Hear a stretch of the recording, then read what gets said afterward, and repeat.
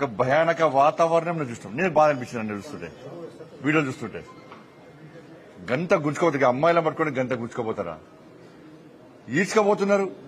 కనీసం మానవత్వం ముఖ్యమంత్రి గారికి, కనీసం వాళ్ళ భూములు అమ్ముకుంటారు, మా భూములు ఎందుకు అమ్ముకుంటారు అని చెప్పి ప్రశ్నించే ప్రయత్నం చేస్తే మీరు దొంగతనం లెక్క, అర్ధరాత్రి దొంగల లెక్క జేసీబీలను 10 జేసీబీలు తీసుకుపోయి రాత్రి మొత్తం చెట్లు కొట్టేస్తారు. నిబంధనల విరుద్ధంగా భూమిని చదువుని చేస్తారు.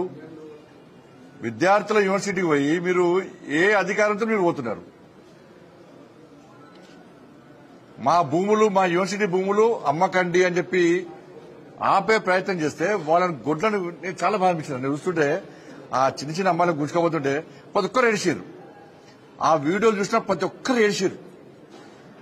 మానవత్వంలో మాత్రం ఏడిచారు. ఇక మానవత్వంలో కాంగ్రెస్ వాళ్ళు మాత్రం అది గొప్ప చెప్పుకుంటారు. వాళ్ళు 400 ఎకరాలు అమ్మి ఇవాళ మీరు రాష్ట్రాన్ని పాలిస్తారు, జీతాలు ఇస్తారు, మీరు పాలిస్తారు, అంతే కదా. ఎస్సీ భూములు అమ్మకుంటే ఇక పాలించే స్థితిలో లేదు తెలంగాణ రాష్ట్ర తెలంగాణలో కాంగ్రెస్ పార్టీ ప్రభుత్వం. ఎస్సీ భూములు అమ్మకుంటే తెలంగాణ రాష్ట్రాన్ని పాలించే స్థితిలో కాంగ్రెస్ ప్రభుత్వం లేదు. ఈ నెల గడవాలంటే ఎస్సీ భూములు అమ్మాలి, 1000 కోట్లు సంపాదించాలి, 50,000 కోట్ల దాకా సంపాదించుకోవాలి. ఈ నెల 40 రోజులు తెలంగాణ రాష్ట్రాన్ని పాలించాలి. నెక్స్ట్ మళ్ళీ ఇంకో భూములు అమ్మాలి. అంటే రాబోయే తరాలకు ఒక గజం జాగ కూడా ఉంచే పరిస్థితిలో కాంగ్రెస్ పార్టీ ప్రభుత్వం లేదు. గజం జాగ ఉండదు రాబోయే తరాలకు, అన్నం వేస్తారు. ఇక అంటే ఏవీవీపీ కార్యకర్తలను అడ్డుకుంటే, ఆందోళన చేస్తే రాత్రి ఎత్తుకపోయారు, పోలీస్ స్టేషన్ లోపల కొట్టారు. ఏవీపీ కార్యకర్తలు 3 పోలీస్ స్టేషన్ లోపల కొట్టారు. ఒక కార్యకర్తను రాత్రి కూడా వదిలిపెట్టలే. అర్ధరాత్రి కొంతమంది వదిలిపెట్టారు, ఇంకో 2 కార్యకర్తలు రాత్రి కూడా వదిలిపెట్టలే. ఇంత ఘోరమైన అరాచకమా? బీఆర్ఎస్ పార్టీ కంటే ఎక్కువ అరాచకం ఇప్పుడు కాంగ్రెస్ పార్టీలో.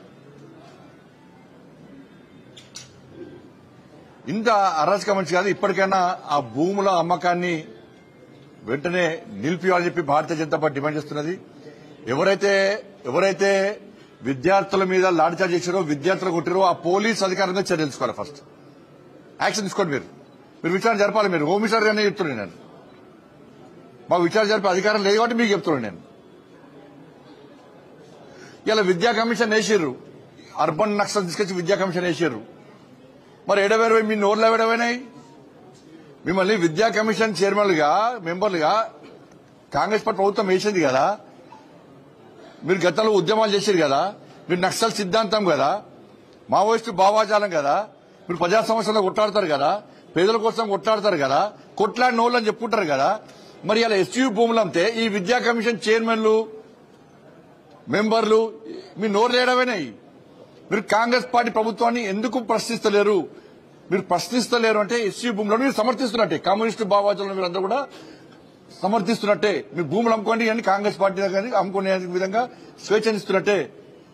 వాళ్ళ దగ్గర నుంచి వీళ్ళు కమిషన్ తీసుకుంటారు. వీళ్ళు వాటా వీళ్ళకి వస్తుంది. ఏడమైనా మీ కమిషన్ చైర్మన్లు అండి, మీరు ఉద్యమకారులు కదా. కానీ వెంటనే ప్రభుత్వం తన నిర్ణయాన్ని ఉపసంహరించుకోవాలని చెప్పి భారతీయ జనతా పార్టీ డిమాండ్ చేస్తున్నది. విద్యార్థులు చేసేటువంటి ఆందోళనకు భారతీయ జనతా పార్టీ పూర్తి మద్దతు ఇస్తాం.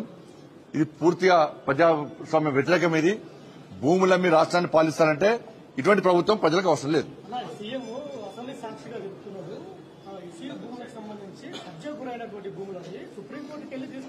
అరే నువ్వు అమ్మడానికి ప్రభుత్వం భూములు అమ్మని అది అమ్ముతావా? ఏ అభివృద్ధి కోసం అమ్ముతావా? అంటే అమ్మి పాలిస్తావా? నువ్వేం పాలించేది? కేఏ పాలకు రాష్ట్రం ఇస్తే పాలిస్తాడు. అమ్మి ఏమంటే అమ్మి పాలించమంటే నువ్వు పాలించేది ఏంది అంటున్నా. నువ్వు తెలంగాణ రాష్ట్రం అప్పుల పాలనే చెప్పని చెప్తేవి. నువ్వు ఎన్నికల ముందు ప్రచారం చేయనిస్తేవి. అప్పుల్లో ఉన్నటువంటి తెలంగాణ రాష్ట్రాన్ని కాపాడుకుంటాం, తెలంగాణ రాష్ట్రాన్ని పాలిస్తామని చెప్పి 6 గ్యారెంటీలు 420 హామీలు ఇస్తేవి. అప్పుల విషయం ముందే తెలుసు. మళ్ళీ ఇప్పుడు ఎందుకు అమ్ముతావు భూములు? చెప్పండి. అప్పుడే మేము భూములు అమ్ముతాం, ప్రజల ఆస్తులు అమ్ముతాం, అమ్మి రాష్ట్రాన్ని పాలిస్తాం ముందు చెప్తే 1 కోటి పడకపోతుండే, 1 సీట్ రాకపోతుండే. నీకు ముందు ఎందుకు చెప్పాడు ఎన్నికల ముందు?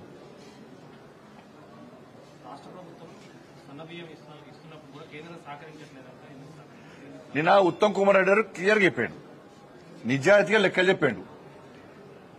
మొన్నటి వరకు కూడా 10,000 కోట్ల రూపాయలు మేము ప్రతి సంవత్సరం ఖర్చు పెడుతున్నాం ఈ బియ్యం కోసమని. ఒక్కొక్క కిలోకు 40 రూపాయలు ఖర్చు పెడుతున్నాం ఒక్కొక్క కిలోకు బియ్యం కోసం అని చెప్పి అన్నారు. నేనేమంటున్నా అంటే ఈ 5 కిలోల బియ్యము కేంద్రం ఇస్తుందా రాష్ట్ర ప్రభుత్వం ఇస్తుందా స్పష్టం చేయాలి. ఈ 10,000 రూపాయలు కేంద్ర ప్రభుత్వం 10,000 కోట్ల రూపాయలు ఈ 10,000 కోట్ల రూపాయలు కేంద్ర ప్రభుత్వం ఇస్తుందా రాష్ట్ర ప్రభుత్వం ఖర్చు పెడుతుందా స్పష్టం చేయాలి. కిలోకు 40 రూపాయలు కేంద్ర ప్రభుత్వం భరిస్తుందా రాష్ట్ర ప్రభుత్వం భరిస్తుందా స్పష్టం చేయాలి. మీరు పెడతలేము, కేంద్రం పెడతలేదు, రాష్ట్ర ప్రభుత్వం పెడుతుందంటేనే దాన్ని ప్రూవ్ చేస్తాను నేను. అరే 10,000 కోట్ల రూపాయలు సంవత్సరానికి ఖర్చు పెట్టేది కేంద్ర ప్రభుత్వం, నరేంద్ర మోడీ గారి ప్రభుత్వం. కిలోకు 40 రూపాయలు ఖర్చు పెట్టేది నరేంద్ర మోడీ గారి ప్రభుత్వం. మిల్లింగ్ నుంచి ఇవాళ ట్రాన్స్పోర్టేషన్ గానీ సుద్దితాల పైసలు గోన సంచి పైసలు గానీ లాస్ట్ కు వీళ్ళు కొనుగోలు ముందు వీలు చేయాల్సి వస్తుంది, రాష్ట్ర ప్రభుత్వం కొనుగోలు చేయాల్సి వస్తుంది. దానికి మిత్తి చేసుకుంటారు. ఆ ఇంట్రెస్ట్ పైసలు కూడా కేంద్రమే కడుతున్నది. అరే 40 రూపాయలు ఇచ్చేది మేము, 5 కిలోల బియ్యం ఫ్రీ ఇచ్చేది మేము, కేంద్ర ప్రభుత్వం ఇస్తుంది, మోడీ గారి ప్రభుత్వం ఇస్తుంది. 10,000 కోట్ల రూపాయలు ఖర్చు పెట్టేది కేంద్ర ప్రభుత్వము. ఫోటో మాత్రం మీరు పెట్టుకుంటారు. 10 రూపాయలు యాడ్ చేసారు మీరు ఇచ్చేది ఎంత? 10 రూపాయలు ఇచ్చారు. 10 రూపాయలు ఇచ్చి అంగు ఆర్పాటాలు చేస్తున్నారు. మరి 40 రూపాయలు ఇచ్చిన మోడీ గారు ఏమనాలి? 10,000 కోట్ల రూపాయలు ఖర్చు పెట్టిన మోడీ గారు ఏమనాలి? నీకు అదన భారం ఎంత పడుతుంది? 2,000 కోట్లు అదన భారం పడుతుంది. ఇలా అందుకే భారతీయ జనతా పార్టీ కార్యకర్తలకు అప్పీల్ చేస్తున్నా, మీరు వెంటనే రేషన్ షాప్లోకి వెళ్ళండి, వీళ్ళిచ్చే బియ్యాన్ని తనిఖీ చేయండి. ఇది కేంద్ర ప్రభుత్వము కిలోకు 40 రూపాయలు ఖర్చు పెడుతుందని చెప్పండి. 10,000 కోట్ల రూపాయలు ప్రతి సంవత్సరంలో ఖర్చు పెడుతుందన్న విషయాన్ని చెప్పండి. చెప్పి అలా ప్రజలకు వాస్తవాలు చెప్పాలి. ప్రజలు తెలంగాణ సమాజం ఆలోచించాలి.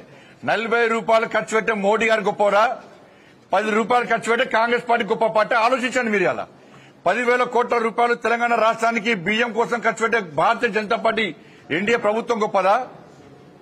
2,000 కోట్ల రూపాయలు ఖర్చు పెట్టే కాంగ్రెస్ పార్టీ ప్రభుత్వం గొప్పదా? ఒకసారి ఆలోచించండి. పైసలు కేంద్రాన్ని పేరు మాత్రమే చెప్పుకుంటున్నారు.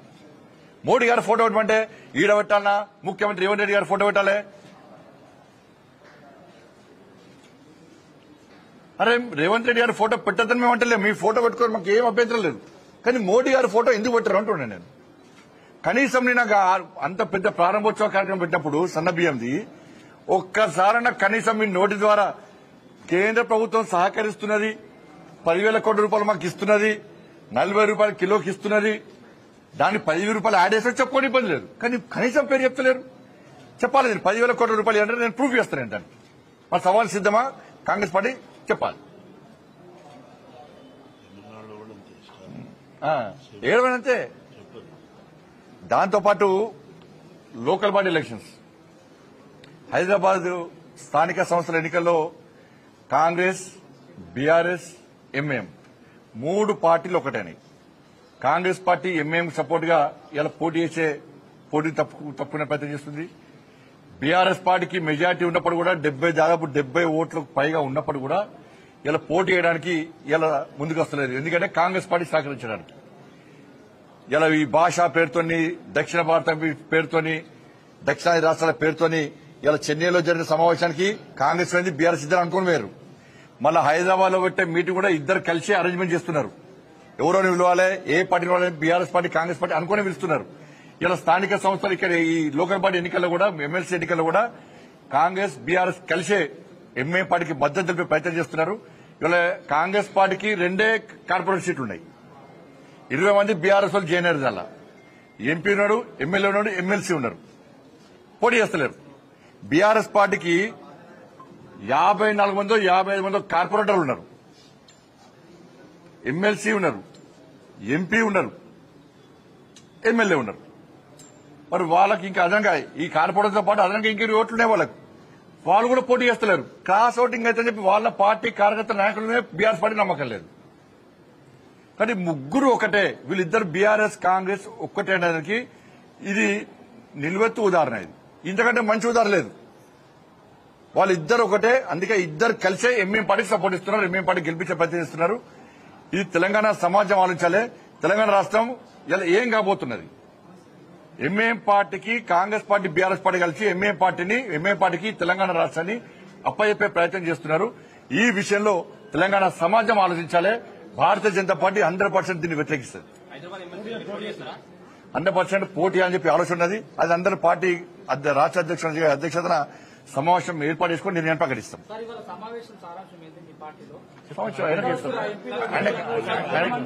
ఆఫీస్ బేరర్స్ మీటింగ్, ఇది ఆఫీస్ బేరర్స్ మీటింగ్, కామన్ అందరూ కలిపి మీటింగ్ కాదు. కాబట్టి కొత్త అధ్యక్షుల పరిచయ కార్యక్రమము, దాంతోపాటు ఎవరు పిలిస్తే వాళ్ళు వస్తారు. ఎజెండాకి సంబంధించి మీటింగ్ ఎజెండా, దాని తర్వాత మీటింగ్ తర్వాత అధ్యక్షుల వారు ఎవరు ఆదేశిస్తే వారు మీటింగ్ చెప్తారు.